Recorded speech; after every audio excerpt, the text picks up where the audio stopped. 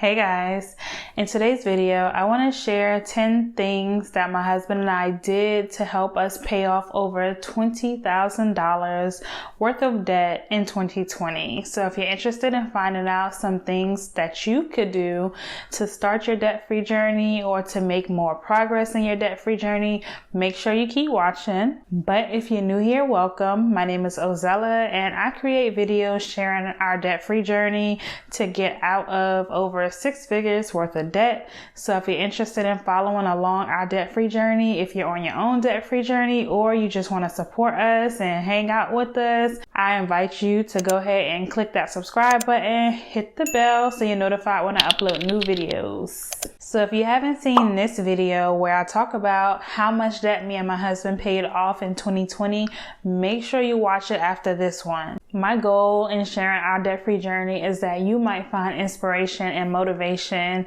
to either start your debt-free journey or to keep going in your debt-free journey. It's my hope that you'll learn from mine and my husband's mistakes and also learn from our wins and find different things that you might do or that you might be able to do that will help you move further along your debt-free journey. Now, these are not in any particular order, but I do want to start with the most important thing that my husband and I did, which was create a budget each and every month. Now, if you don't create a budget each month, then you'll find that you're wasting a lot of money on unnecessary, unrandom things that is not contributing to your overall goal of getting out of debt. Now, most of my subscribers already create a budget, but if that is not you, I do want to encourage you to start creating a budget each month. And it doesn't have to be some drawn out process. Pretty much all you want to do is make sure that you account for whatever income you have coming in and whatever expenses you have going out, and make sure every dollar that you have coming in has a purpose. Because if it does not have a purpose, you'll find that you're wasting money on things like eating out, stopping at the gas station, getting coffee in the morning, whatever the case is. Create a budget. And what we did was any additional money that we had left over, that is the money that we chose to put towards whatever debt we was paying off in that particular month. So that is the first thing that you should do if you want to start your debt-free journey. Create a budget. And if you're having a hard time knowing where to start with creating a budget, I will leave a free template in the description below. And then I'll also leave a link to the budget template that I use, which is available on my Etsy shop. So you can choose whichever one makes sense for you, or all you have to do is get out a piece of paper and pretty much write down a list of what income you have coming in and the expenses that you have for each month. Another thing we did was contribute some of the money that we received in our first stimulus towards our debt. And so I know the third stimulus is coming around now. Most people have already gotten it. So hopefully some people will choose to put some money towards their debt. Now, if you don't have a savings account, then, maybe that's not an ideal option for you. But look at extra money that you did not account for. Any extra money, not just the stimulus. If you receive a bonus at work, you can put some money towards debt, and that will help you pay off more debt. I mean, you wasn't accounting for it anyway. You wasn't budgeting for it. So why not just put it towards debt? Cashback apps. Now, if you are not using cashback apps, you are giving away free money, because you're already making these purchases and you get cash back on the purchases that you make. So by far, my most favorite app is called Fetch Rewards. Now, if you haven't heard of Fetch Rewards, this is like the easiest app ever, because all you do is once you download the app, you just scan your receipt and press submit, and then they will find any offers that are available for the different items on your receipt. Now, regardless of whether they have a particular offer for anything on your receipt or not, you still get 25 points regardless. And pretty much each each 1,000 points is $1.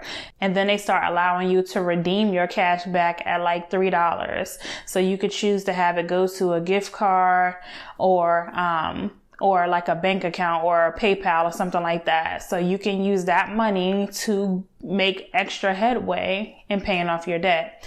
I also like to use an app called Rakuten, which used to be called Ebates. And pretty much with this one, you have to basically create a shopping trip prior to shopping, but it's an easy way to pretty much rack up extra money. Even though it's not going to be the biggest amount of money, it's still something. Every little bit helps, especially if it's not anything that you had to do extra to get that money. So it's free money, so take advantage of those apps. I'll leave them in the description. Another thing my husband and I did was do a savings challenge for the year of 2020. So both my husband and I did separate savings challenges. We did the same savings challenge, but we did it separately. So pretty much we doubled the amount. So we did a 2020 savings challenge, and what that consisted of was us being able to save $2,020 in the year of 2020. And so my husband and I both did it. So we saved over $4,000 for 2020. We did not use all of that money to pay off debt or to pay down debt, but we did take some of it, a good chunk of it, and pay towards our debt. So I know that the year of 2021, we're like already into the 4th month of the year, but it is not too late to start a savings challenge. So I do have a video on different savings challenges that you can do. So you could feel free to check that out as well. Side hustles. I love me a good side hustle. I'm always looking for a way to make extra money. Like I'm always. One of my favorite pre-pandemic, prior to the pandemic, was DoorDash. I love me some DoorDash. I like it. I love it. It's so much different from like my regular full-time job, and it's just easy. I did do DoorDash for a little bit at the beginning of the year, but once the pandemic actually like turned into a pandemic and it started like spreading like wildfire, I really didn't do DoorDash anymore. But think of different skills you have and different ways that you could turn that skill into money. Personally, I sold on Etsy, and I had a Shopify store for a short time. But Etsy, YouTube is another good way, although it is a slow process. But I used my earnings from YouTube to also pay down debt. It wasn't enough to pay off like a whole card or anything like that. But like I said before, every little bit helps, and pretty much you can create money out of any skill that you have. If you are really smart in a particular subject, become a tutor. And say you're not a person that has a lot of time on your hands. Overtime.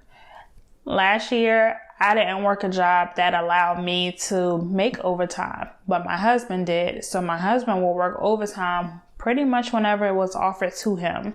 So think of extra opportunities at your current employer. So if you're not into side hustling and you don't have the time to side hustle, overtime is a way for you to make extra money using the resources you already have. If you can pick up an extra shift or work a couple of extra hours, every little bit will help you get further along your debt-free journey.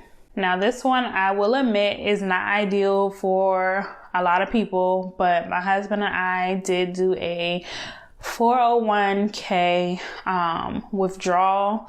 If you are close to retirement age, then maybe that option is not the best option for you.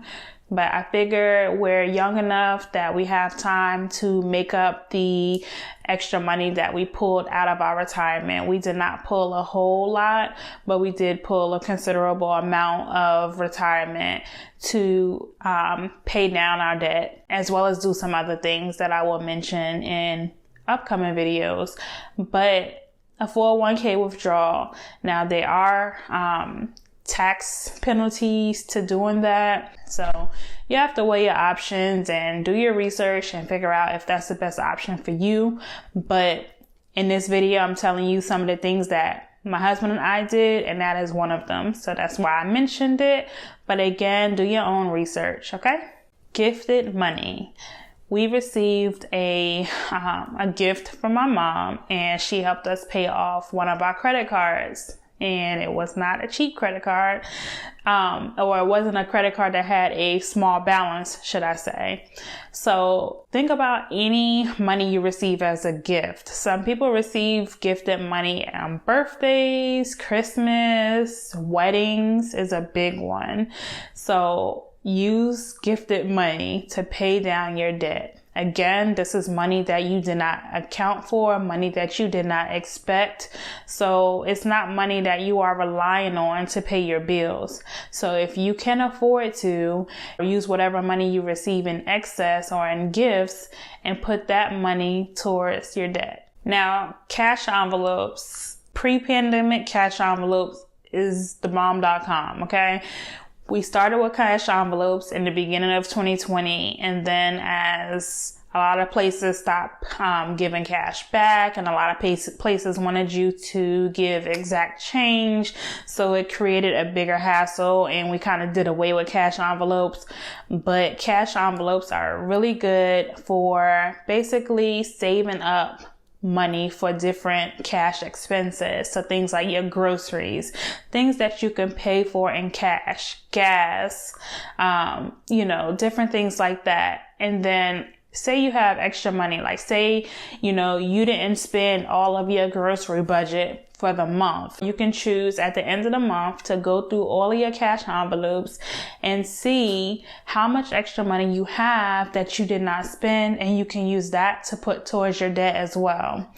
Like I said, we kind of did away with it at the end of the year. I think now it's getting better to where more places, more retailers are giving you cash back. So it might be an option for you, but look into doing cash envelopes. That is a good way to unintentionally stack up extra cash to put at your debt. One other thing we did was the student loan forbearance. We took advantage of the CARES Act student loan forbearance. Typically, when you request a forbearance through your student loan provider, that money is still building up interest each month. You don't have to pay it back until the designated time, but it's still building up interest each month that you will eventually have to pay back.